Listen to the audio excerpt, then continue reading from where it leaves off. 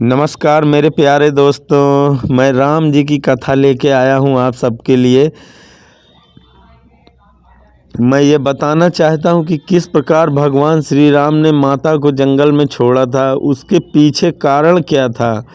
अगर वो ऐसा न करते, अगर वो चाहते तो धोबी को एक बार के कहने में उसे जेल हो जाती, कारागृह में उठा के डलवा देते उसको। लेकिन इससे क्या ये अपवाद शांत हो जाता? बिल्कुल नहीं शांत होता और बढ़ जाता। अभी तो एक ही दो चार लोग कह रहे थे, और अगर उसको कारागृह हो जाती तो तथा कथित जो बुद्धिजीवी व्यक्ति हैं वो भी कहने लगते कि क्या बात है, ज़रूर कुछ न कुछ बात है, तभी राम ने उसे अंदर कर दिया। आपको तो पता ही है, जनता के मुंह में ढक्कन तो है नहीं, ये लोग और बढ़ा चढ़ा के कहने लगते। इसलिए राम एक नीतिज्ञ पुरुष थे। नीति प्रीति परमार्थ स्वार्थ, राम इन सब चीज़ों में बहुत निपुण थे, तो उन्होंने नीति का सहारा लिया। नीति, उन्होंने वाल्मीकि जी के आश्रम में छुड़वा दिया सीता को, ताकि सीता वहाँ सुरक्षित भी रहेंगी और एक संत महात्मा के पास रहने का अवसर भी मिलेगा, क्योंकि जीवन तो पूरा जी ही चुके थे। अब और उनके गर्भ में बच्चा भी था। एक माता पिता को संतान चाहिए और संतान की अच्छी शिक्षा दीक्षा चाहिए, यही चिंता होती है माता पिता को। इसलिए उन्होंने वाल्मीकि जी के ही आश्रम को चुना, क्योंकि उनके गुरुकुल में बच्चा होगा।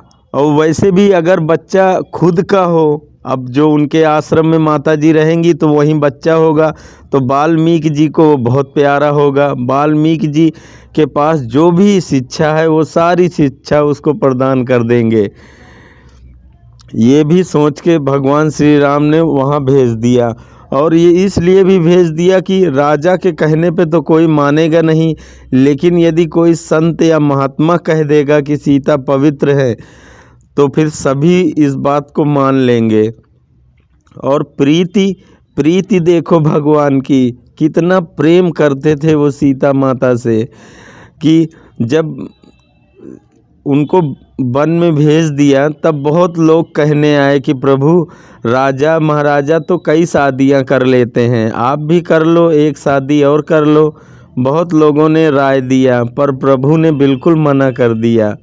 इससे वो अपना प्रेम दिखा रहे हैं सीता के प्रति, कि देखो हम कितना प्रेम करते हैं सीता से। और प्रेम दिखाया। जिस दिन से सीता जंगल को गई थी, उस दिन से राम ने चारपाई का त्याग कर दिया, उस बिस्तर, राजसी बिस्तर का त्याग कर दिया और जमीन में लेटने लगे। ये है राम का प्रेम। और उन्होंने जब यज्ञ करना हुआ तब फिर बहुत से लोग कहने आ गए।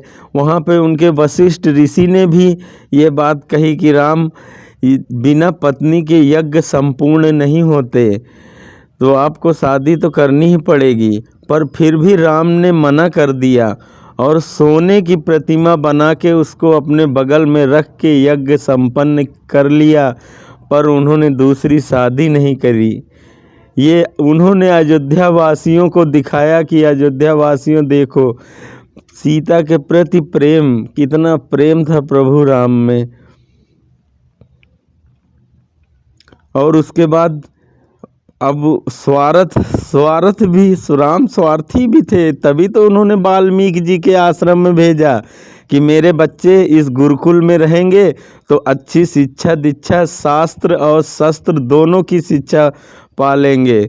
और पाया भी। देखो ना वाल्मीकि ने कैसी शिक्षा दी थी लव कुश को, कि हनुमान जी, यहाँ तक कि सुग्रीव और सभी, लक्ष्मण, भरत, शत्रुघ्न, सबको हरा दिया। ऐसी शिक्षा प्राप्त करी। और फिर वही जाके लव कुश ने अयोध्या में सीता माता की करुण कथा सुनाई, तो सारे अयोध्यावासी हाय कहने लगे कि हाय, हमने गलत किया, सीता के ऊपर हमने गलत लांछन लगाया। फिर सारी प्रजा ने स्वीकार कर लिया, सभी ने स्वीकार किया कि नहीं, सीता पवित्र है। जब इतने बड़े भगवान वाल्मीकि, इतने बड़े संत महात्मा कह रहे हैं कि सीता पवित्र है, तो हम ही लोगों ने गलत लक्षण लगाया सीता के ऊपर। निश्चित सीता परम पवित्र है। सभी अयोध्यावासी पुकार पुकार के कहने लगे कि हे प्रभु, माता को ले आओ, कहीं भी हो, वो पवित्र हैं। ये राम का ही एक दिमाग है, और वो अगर ऐसे न करते तो शायद सीता हमेशा के लिए कलंकित हो जाती और राम भी हो जाते। और उन्होंने ऐसा करके उनको वन में भेज के, और उन्होंने एक संत महात्मा के द्वारा ये बात पूरे में प्रमाणित कराई कि सीता पवित्र थी। और उसके बाद भी उन्होंने अग्नि परीक्षा भी दी।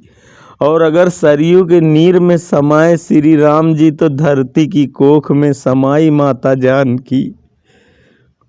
परम पवित्र माँ जानकी हैं।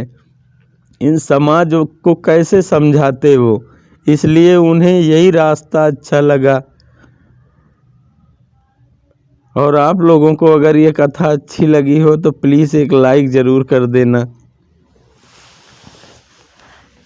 जय श्री राम।